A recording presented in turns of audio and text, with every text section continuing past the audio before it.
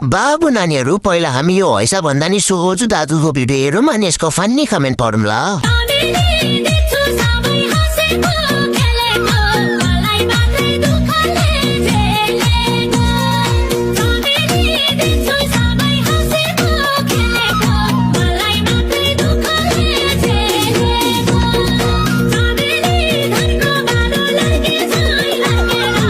ल सुरु गरौँ।